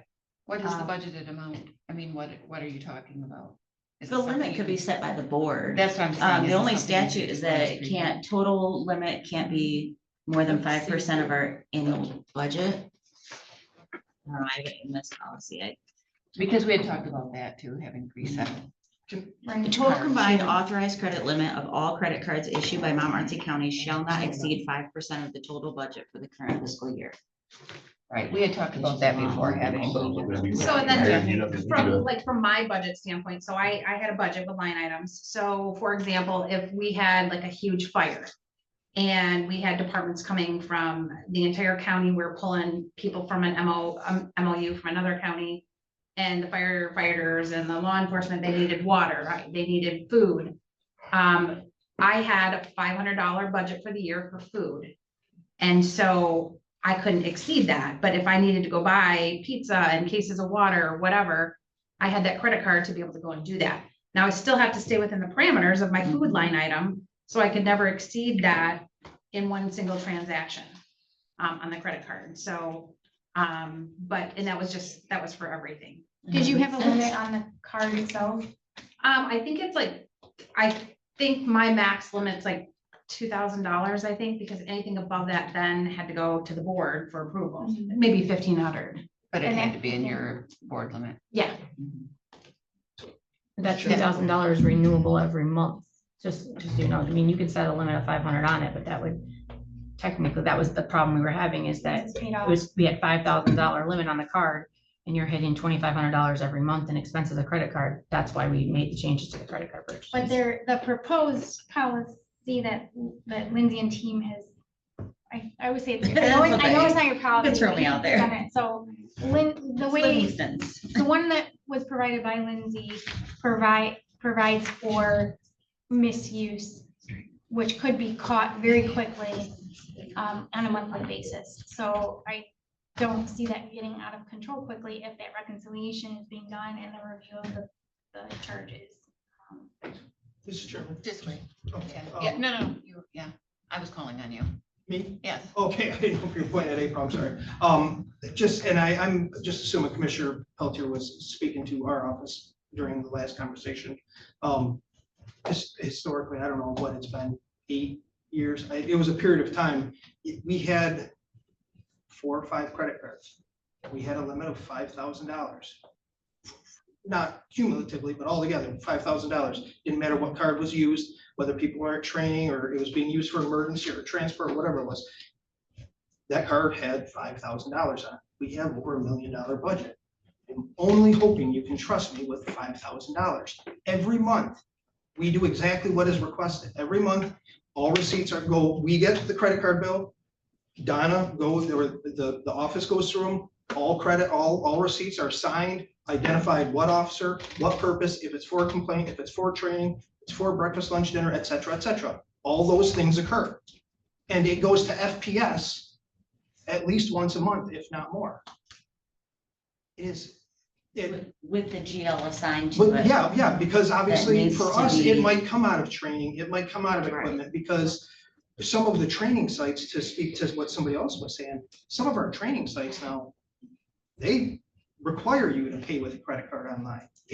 We all know it's essentially a digital Right, world. so why would? Somebody those said it cards work before, for that? I guess I would just add, is you have very dedicated, very diligent, fiscally hardworking individuals that want to save taxpayer money. And this is nothing but a tool to utilize so that we can do our job more efficiently, not jump through 4 hoops to spend a budget that you folks have already set for us. Yes. And that is it. Every month you have eyes on whatever we're doing, or the treasurer's office is doing, the clerk's office is doing. Every single month, you see that utilization. And if there's something that is outside of lines, then hold us accountable. But whether it's, for us, $5,000 is what we ended up having, we needed at that point in time. It seemed the best, because whether you're sending 3 people to training and you paid for 3 trainings and now you've got a couple more expenses through the month, there was times where we were running into, I don't remember if it was 2,500 or something like that. So that's when at some point in time it upped to 5. I would hope this board trusts every elected official to handle a $5,000 credit card that you will see every single month. Every single month. We're just asking you to help us do our job better and more efficiently. Yes.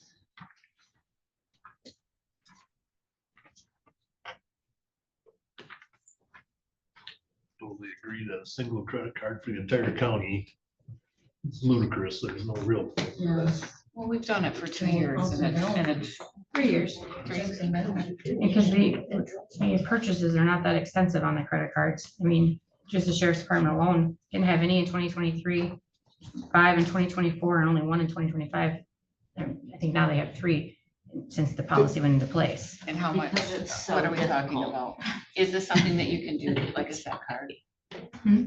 So why would that, I keep calling it a prepaid card. Why would that not work? Oh, good. So if it works good, then why change it?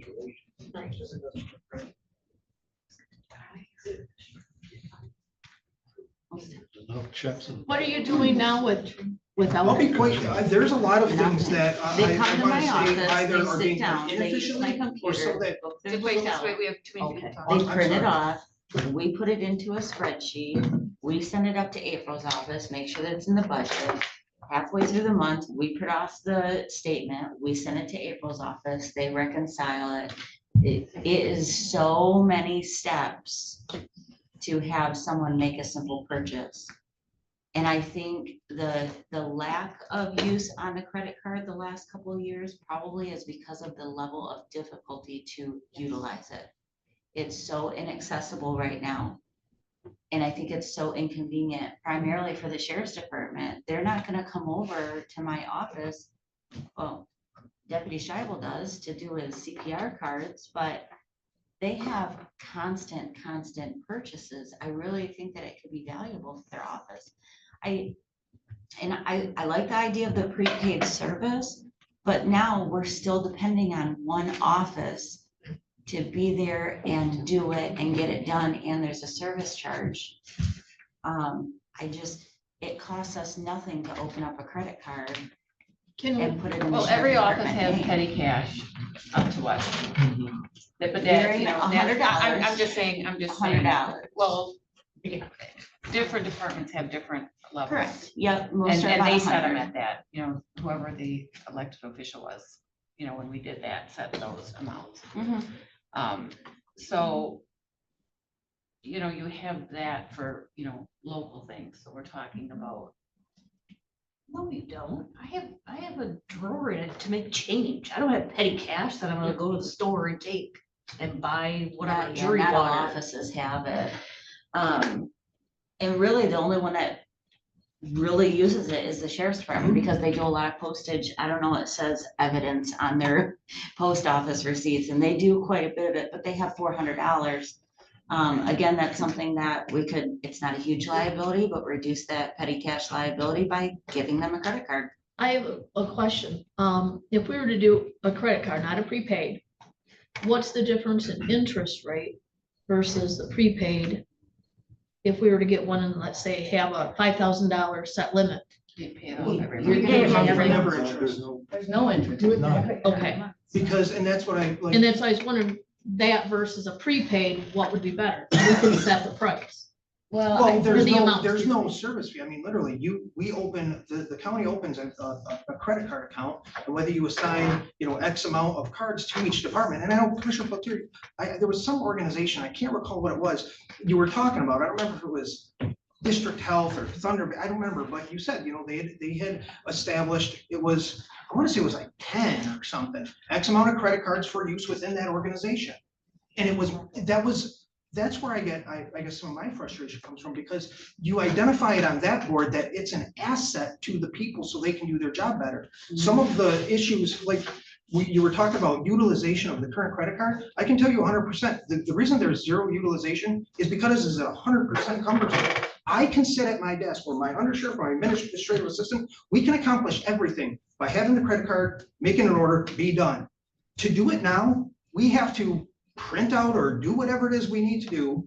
Hopefully, whatever it is doesn't go away. Go to this office to have a conversation, go to this office to have a conversation, pray everything works okay, and we accomplish the same task. There's a remarkable amount of wasted labor hours for something that your exposure is like nothing. It is encumbering to not have it. It is 100% encumbering. And if a $5,000 credit card is something you have to worry about, we have much bigger issues in trust, much bigger issues. Right. Like auto parts for mechanic, he can buy a lot cheaper parts online. Because by going to the parts stores around here, and you don't bother with online because a credit card is such a hassle. So the county's paying more for parts because he's not allowed to use a credit card to buy parts online.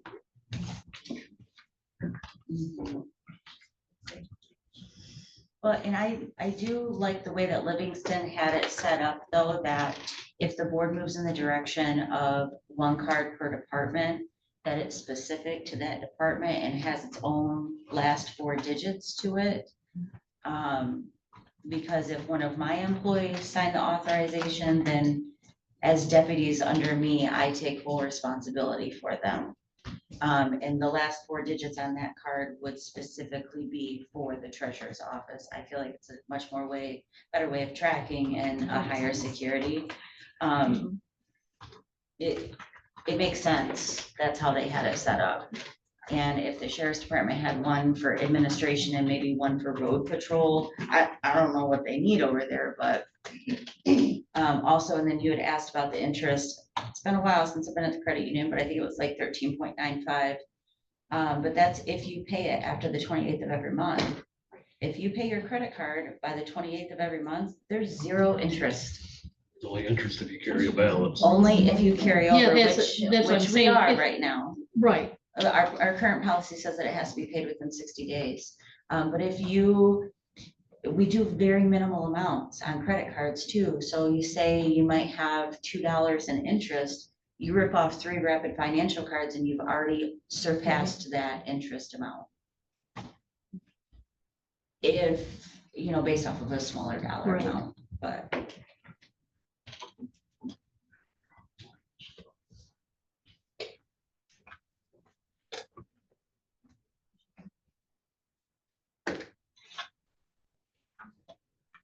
What would you like to see as the controller? What, how would that look? Only thing I can say is the reason why these were changed is because we overdid all the policies at that time. And it was to make sure that we were using more of a central purchasing to try to save on costs. Because yeah, credit card's easier, but that's why we pay more for things. Because it's easier to just run a credit card and buy a product rather than actually seeking out and using our central purchasing and getting the better deal and saving money there. Yeah. A lot of money can be saved by using our central purchasing rather than just swiping the credit card and getting it ordered online. That was one of the big things, just because it was so easy to use the credit card. There's a lot of meals purchased on credit card. There was a lot of things that we've set up accounts with all the businesses around us so that they can just go and get what they need from, Ace and Auto Value and Freddy's. There's an account, so we get a detailed bill and can pay that bill off monthly. So buying locally is not an issue because we have accounts with the businesses around us. Auto parts, it's a big issue. cheaper. Right, and it's not And it comes always from your department would be paying. our line items, Yes. absolutely. But I think too, just being as a new person here, I've never been provided a list of our local vendors that we have. I know about Freddy's now because of the ice storm.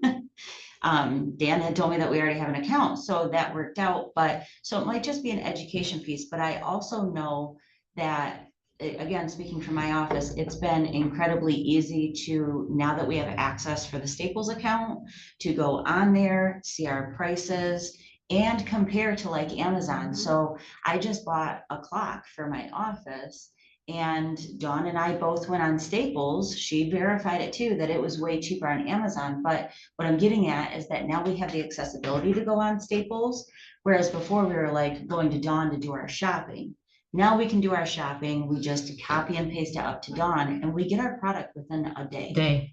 It's so quick. So I think that because there's been better communication, we've shared that Staples thing.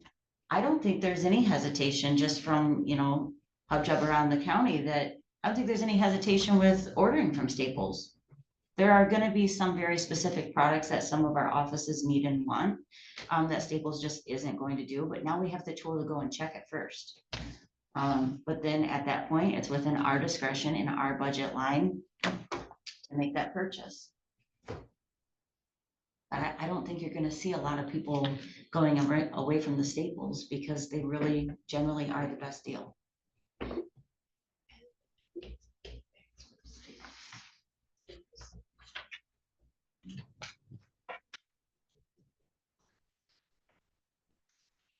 Or do we want to look, so we have this is the policy that we currently have with the addition of the prepaid credit card, and add to the monthly reconciliation by the treasurer, swap that duty that's been going on. If we are looking at adding additional cards, to the sheriff's department or Lindsay's, because then it would be switched, then to Lindsay. Then we'd have to have a different process worked out. We wouldn't be able to do this. Because we don't have the statement in here that says if they fail to use it properly, you'd have to have all those caveats on them. Yeah, I gave you an example one from, like I said, I just stole it from Livingston, but it's really good. And Sarah was just saying that Pressfields is very clean cut and dry too. So it might be an option for you guys just to look around. But like I said, my office did the research and we are the only county with only one credit card. There's gotta be a reason why other people are using multiple.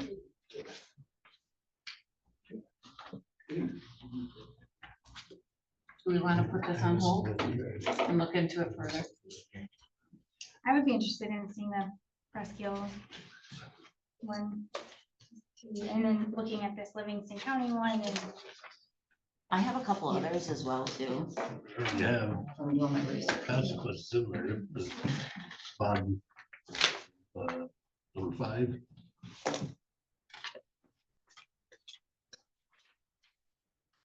The county credit card for non-county business may be grounds for cancellation of the credit card and disciplinary action up to and including termination of county employment.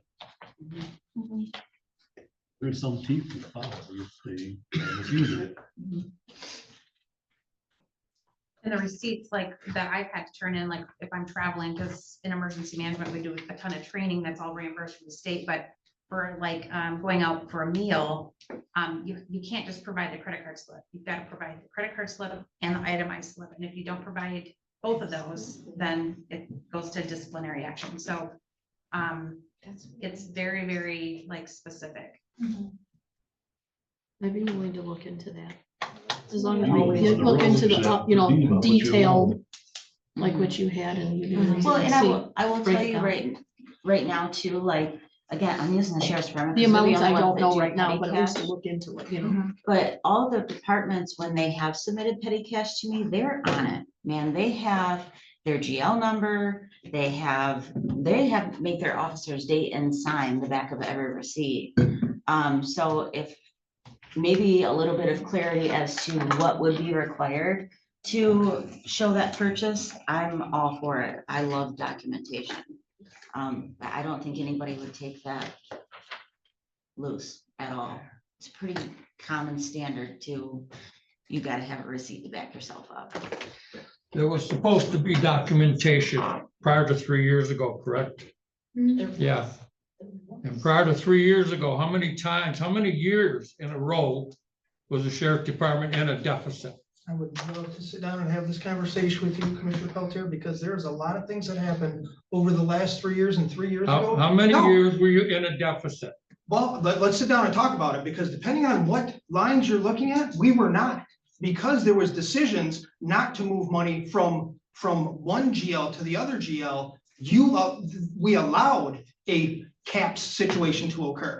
A I cap? would, There yeah, you go. We got a cap for Michigan because you were in a no, deficit. sir, because this county decided to allow it to happen. No, sir. We I would allowed it love to happen Yes, sir. because Yes, you sir. couldn't stay within your We were budget. in our budget. You we were weren't in in our your budget budget. as a How did the cap 100%. get on there? Do you want to, I would love to have this talk. We purchase vehicles and then you allow this line to go over? That makes no sense. That's like letting your checking overdraft and you got money in your savings. Makes no sense. And that's what Yeah, we that's did. this is a different conversation than the credit cards. So let's get back on track. So if we want to so you want to see the one from Presqu'île? Yes, I would like Okay, to, review the one from Livingston. yes. I might have a couple more, because I pulled from the local like treasurers, statewide treasurers. So whichever ones I have, I will just send them. Well, I'd like to pull Presqu'île's basically. I because have Sarah's already theirs. familiar with that and she's used I it, so have she theirs for understands the sure. process. I know That I would be a do. good one to pull. Okay. one more item I just want to bring up for potential consideration, just because it came up in conversation, was the fact that our policy says to pay within 60 days, and I don't know if that's typical on with other. It should counties be or not, 30 but, days because I don't think we So should be we're waiting not- 60 days. so we're not You have the paying- funds. Right. Any fees on it, so. So that could be a change to 30 days. 30 days is still kind of catchy though, only because we bank through Alpena, Alcona, and if it's not paid by the 28th, you're getting interest. If you pay on the 29th, you're getting the interest from that month. 28th is their day. So you're gonna have to figure Pay that by in the within 28th, your pay budget by the lines that you're gonna be 28th of the paying month. extra then. You could just get rid of it and say pay full balance by due date. Yeah, Yes. I would say that in case it changes. consider. We should not be paying any interest.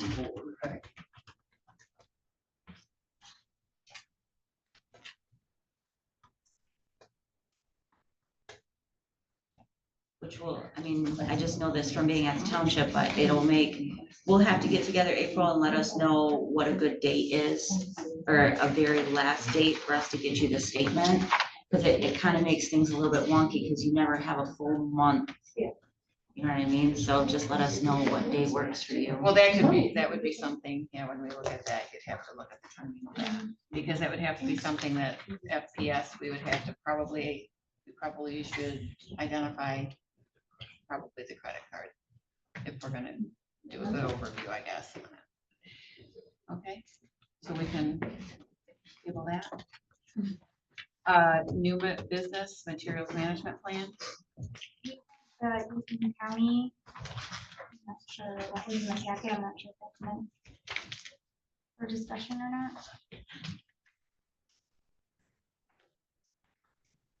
Oh. Because we do have a controller, Eaton County has a controller, and they put this authority of the Board of Commissioners.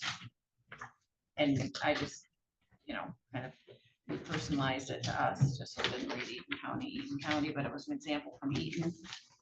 There'd be we don't have a lot of these committees. There'd be things that we would need to change in there. Can we just, we're so close to 8, can we table this? Yeah, for sure. I That's didn't get okay. okay.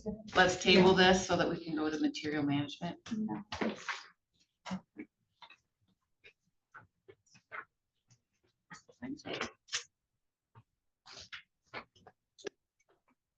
A lot of things that I talked about. I agree. The material management plan is the payment plan agreement form. Yep, Cheryl sent that over to me, as they needed it done soon. So there's a bit. So we have to have a plan agreement with Alpena County on how we would pay them basically. So to select an option, the DPA will invoice the participating county for the full 70,000 amount at the beginning of the fiscal year defined by the work program. Alpena County will invoice each participating county monthly based on a 5th portion of the total amount of work accomplished in the previous month in association with the work program. Each county will pay the DPA within 30 days of invoice receipt. After invoice payment has been made, the county is then eligible to submit a request for reimbursement to Eagle. Or in the event the county does not have immediate funds to remit invoice payment to DPA for MMP work in either A or B above, the county may submit a formal request to Eagle for grant funding. And it goes on about the grant. I would recommend we do B, so they're actually invoicing us for the work being done. So far, they've invoiced us already for $8,000. And the initial work was done when we first approved this interlocal agreement. But we just need to have the board approve this agreement, and then when the work starts for that, we can start invoicing Eagle. To do the monthly.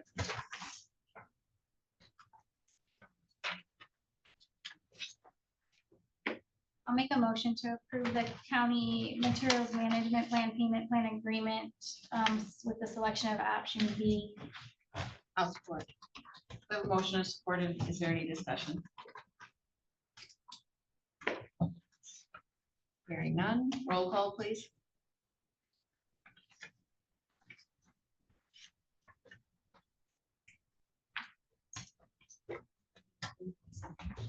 DeBrent, Yes. Hamlin, Yes. LaRose, Yes. Peltier, Yeah, Hardy. Yeah.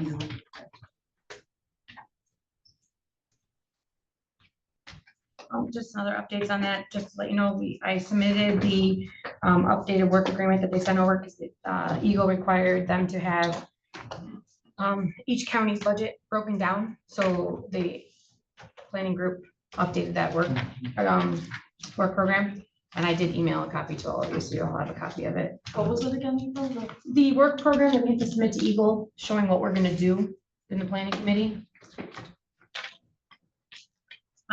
It's what you guys worked on in the planning committee. It's the whole breakdown of how the money would be spent. So that's been submitted to Eagle so that we can start hopefully getting the funding once they approve it. Reimbursed to us, that $70,000 for the first year, and then, let's see. Can you email me a copy of that? Because we did not receive, no, all we had was a working copy the day that we did it. We have not seen anything. Yeah, I'll send you the final What was- copy. I thought Kristen sent it to you guys too, because you were in the No. committee, but I will send you what she sent. did you ask for that to be sent to you? You did. No, I had to submit it on behalf of the county. We already submitted it before, but then Eagle requested for the breakdown by each county. We talked about it a couple meetings ago, like I think May 10th, we talked about it. And then we submitted it to Eagle. And then Eagle requested that each county be broken down budget wise. So then the planning committee redid that and we resubmitted it to Eagle, but I'll Can I email also that get to a you guys. copy? Yeah, because they had said they were gonna get it, all of that information out to us, and we've not gotten any of it. I forwarded it to you. So the full board I forwarded to. so I you see, send I it. just can't, it wouldn't let me print it. Okay, I can bring you a copy too. Yeah. But I'll email you a copy of it, sure. Okay. The next item is the attorney-client communication surplus proceeds claim that needs to be in closed session. I will make the motion to go into closed session for that surplus proceeds claim. Okay. Motion in a second. All in favor, say yes. Yes. Yes. It Opposed? has to be a roll call for. Okay, yep, sorry. close. Roll call, yep.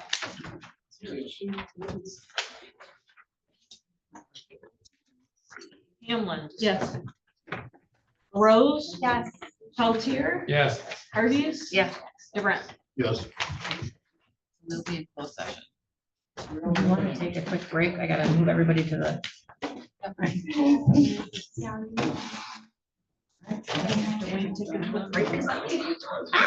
Did I just remove him on accident? Financial classes. I didn't have a name on that one, sorry. Actually, that's so much. You can't kick them out. I know, sorry. Did not mean to kick you out.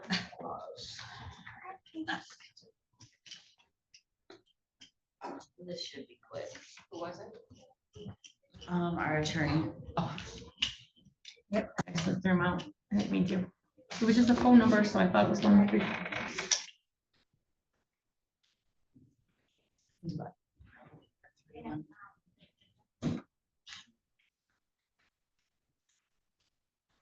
All right, he's still there. I guess I didn't kick him out. He just is. So we are in closed session now. We just are waiting for a couple people to come back in, but we're close. Okay. How you doing this evening? Good. I'd make a motion. Hold on a second. Hang on. Sorry. Get that going here. Are we good? Good, April. Let's do- I would make the motion to accept the settlement agreement. What can I say? You have to read the settlement agreement. No, I think you can just say yes. Yeah, discussed I in second. closed session. I have to say about surplus proceeds settlement claims settlement, Let me do this. I'll just say or just say presented by the settlement, agenda. proposed tax foreclosure class action settlement surplus proceeds. There you go. I'll second that.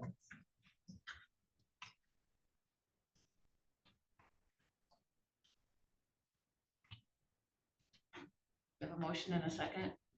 Do we have any discussion? We'll deal with money. We'll. Peltier. Yes. Hardee's. Yes.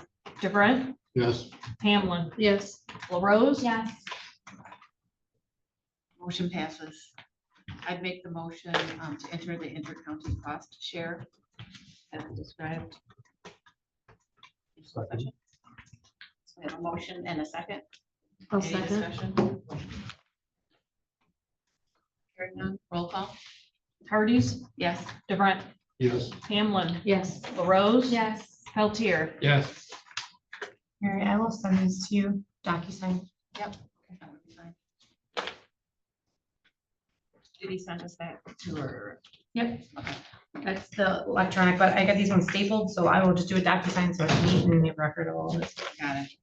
I would make the motion to adjourn without objection. Second.